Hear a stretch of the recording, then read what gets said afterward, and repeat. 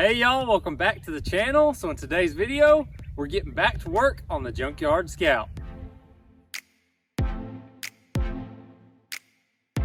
Alright, so cast your mind back to the very first video for the channel when I pulled this out of the junkyard. The main issue I had getting that thing out of the junkyard was the rear springs were missing. So I didn't really know that much about Scouts at the time, so I brought a pair of Willys rear leaf springs, which turns out to be way too short. So right now, the springs in the rear are just ratchet strapped to the axle, just Harbor Freight ratchet straps. And then I've got a shackle on each end of the spring making up the difference in length. So there's no way we can drive this thing right now, because like the pinion can just go up and down however it wants to. It'll just rip the drive shaft out. It's just not a good setup. And obviously you don't want to drive on ratchet straps either. My original idea, I had some Toyota Tacoma springs up in the barn loft, and I thought maybe those would work. The length seemed pretty close, but I think they were like 2.5 inch springs, and these are 1.75 inches. So when the Tacoma springs failed, I was kind of at a roadblock. I really couldn't go any farther with the Scout. Now, if y'all saw the hunting for Jeep parts at the junkyard video, you know I found that CJ5, and the rear springs off of that should work on this. Unfortunately, I've not had time to go up there to get those, so I've got something that's going to work in the meantime. These aren't the exact springs that I really need for this Scout, but the price was right, so the wrong parts at the right price can be the right parts. All right, so I wanted to show y'all the difference in the springs I tried and what I ended up going with. So this first one here, that is the rear spring, I believe off the CJ3B. So it ended up being way too short. It's what's under the Scout right now. This is a CJ7 front leaf spring. As you can see, it's a little bit longer. And then the rear one is the Tacoma springs I was talking about, which ended up being way too long. And unfortunately, I couldn't use those. I got those super cheap, but I just can't figure out anything that they work on. So like I said, these CJ7 springs weren't exactly what I needed. They ended up being a little bit too short, which I didn't know until just recently. The main issue, these are 2-inch leaf springs and they need to be 1.75 inches. So I ended up just grinding an 1/8 inch off each side. Actually, I cut it off with the bandsaw with the Porta-Van. Then I just cleaned it up with the grinder. You don't ever want to heat up leaf springs. This is ready to go under the Scout. It's not going to be perfect, but it's going to work. It's going to get us rolling and hopefully driving. That's the whole goal of this, is to get driving and running around where I can actually move it and, you know, maybe get over to the shop and work on it. So now that we're up to speed, I guess we'll go ahead and pull that driver's side rear wheel off and get to work putting this spring under there.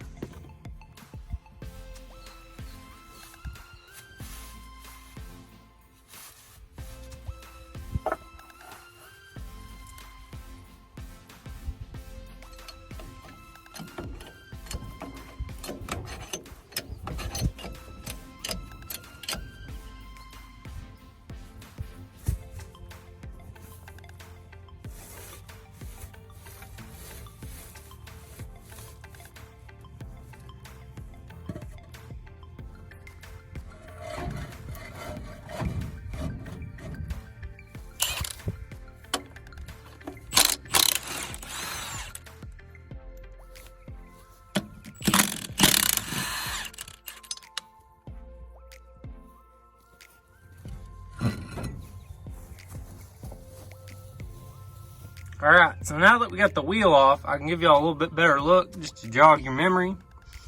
So there is the front shackle, which is completely wrong. There's not even supposed to be a shackle here. And then the rear shackle, which is the death shackles off the CJ3B. I don't think that's on YouTube, but if you go way back in my Instagram, these are the shackles that were on the front of that Jeep when I bought it.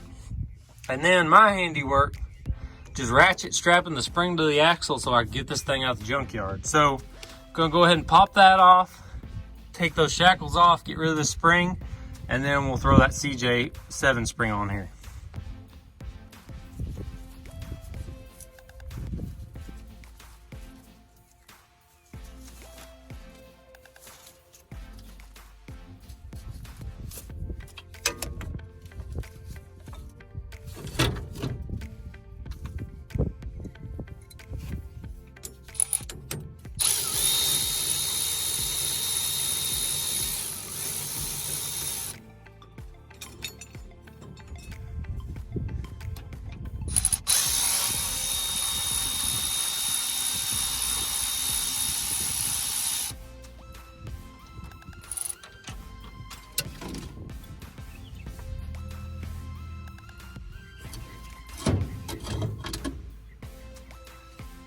All right, so that's got the old spring off.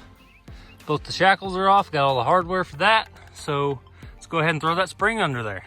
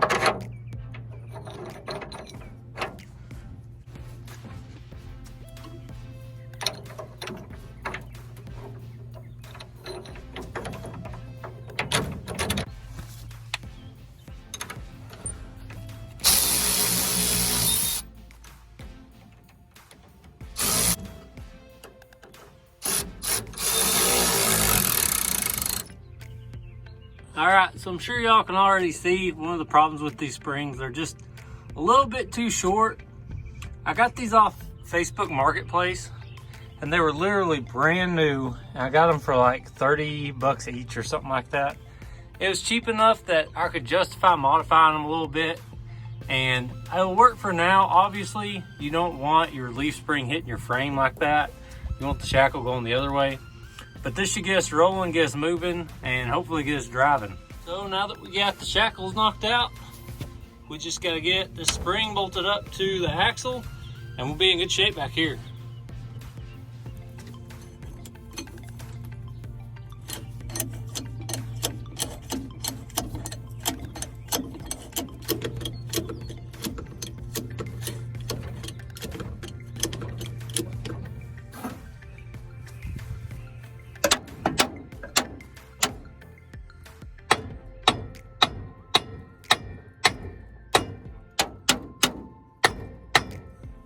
All right, so I wanted to show y'all this.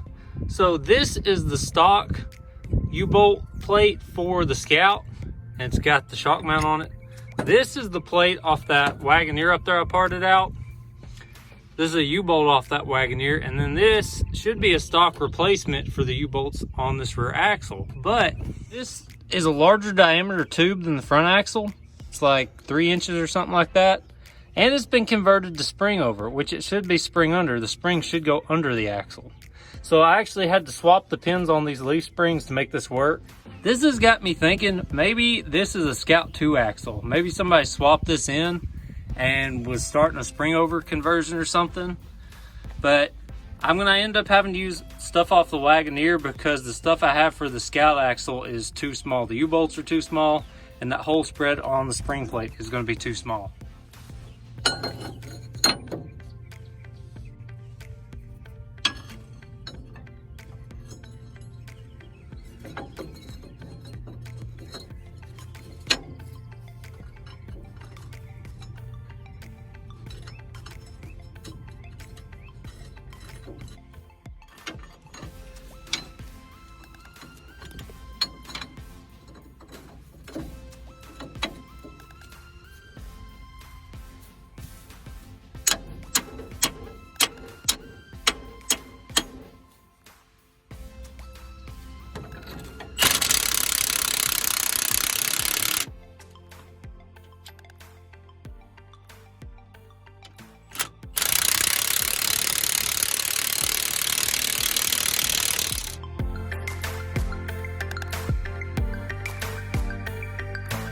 All right, so got the U-bolts and the plate on. Everything looks good. I got everything nice and tight. You can see right here where the spring pads used to be. So I'm almost positive now this was a Scout 2 axle. I might be wrong, but I'm pretty sure those Scout 2 axles outboard of the frame on here. But this is all bolted up, ready to go. So I'm gonna put the wheel back on here and then we'll get that jack out from under there, get these blocks out. We'll have this rear axle as far as I'm gonna go with it right now. Now, I did reuse U-bolts. You're not supposed to do that, but I'm just trying to get this thing rolling where I can actually move it around, maybe drive it around under its own power. And then I'm gonna go back later and get the correct hardware, the correct plates, the correct springs. So this is all just temporary.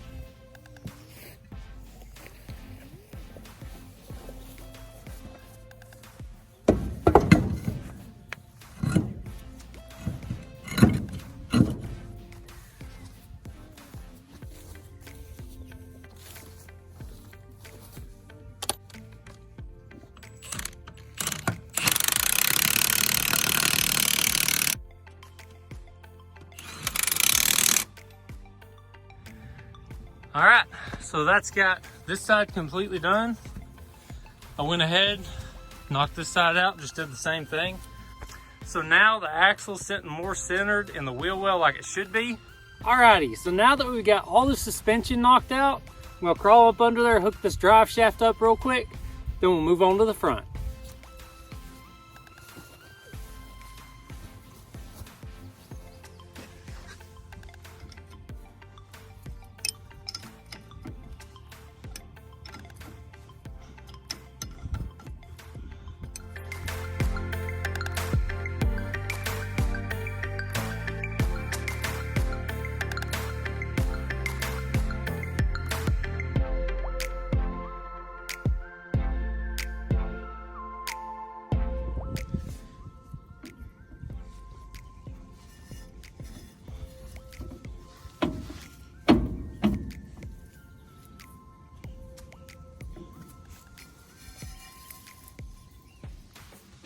I went ahead and cleaned the splines up on this drive shaft earlier and greased it. I took the caps off down here and re-greased them. The Zerk fitting like just snapped off as soon as I touched it. So I did try and grease these up a little bit, but I mean, they obviously need to be replaced.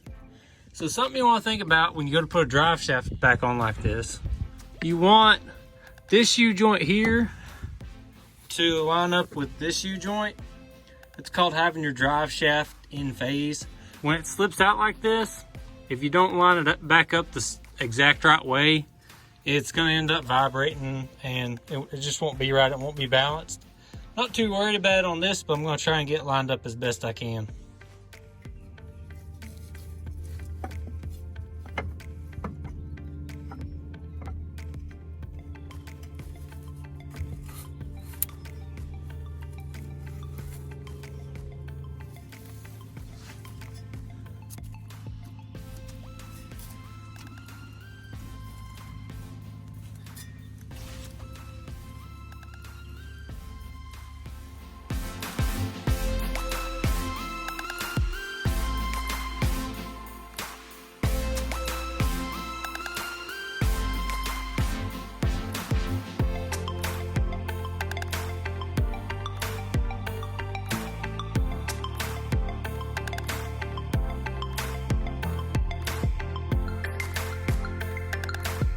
All right, y'all, so you're not gonna believe me, but I had the factory correct front shackles for this thing and I've lost them. I can't find them anywhere.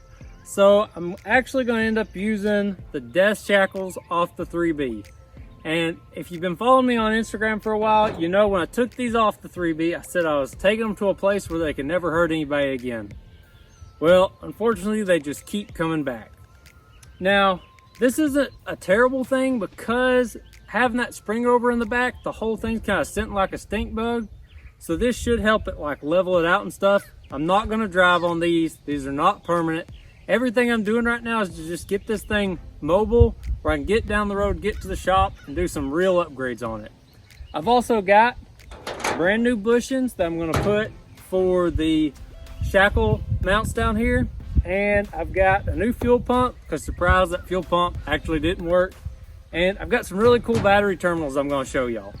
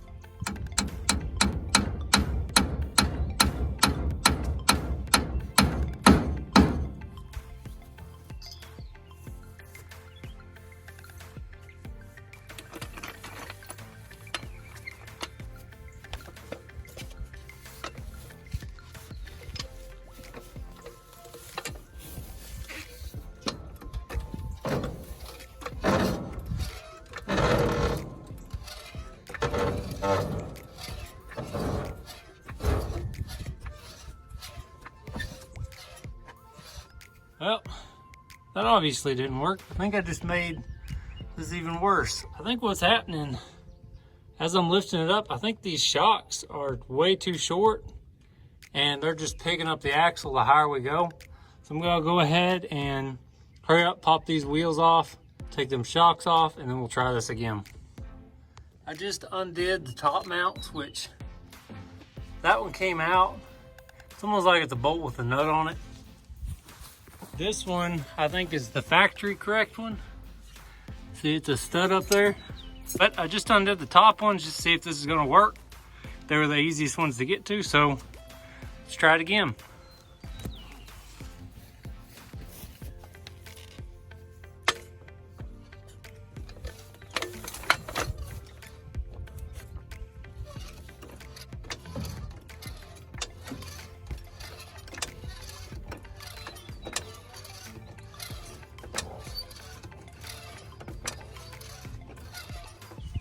That seemed to work. That's what I thought. Those shocks was just holding us up. I don't think I'm gonna go all the way to the top hole on these. That's just gonna look stupid. Probably do the second hole, and that should be about right.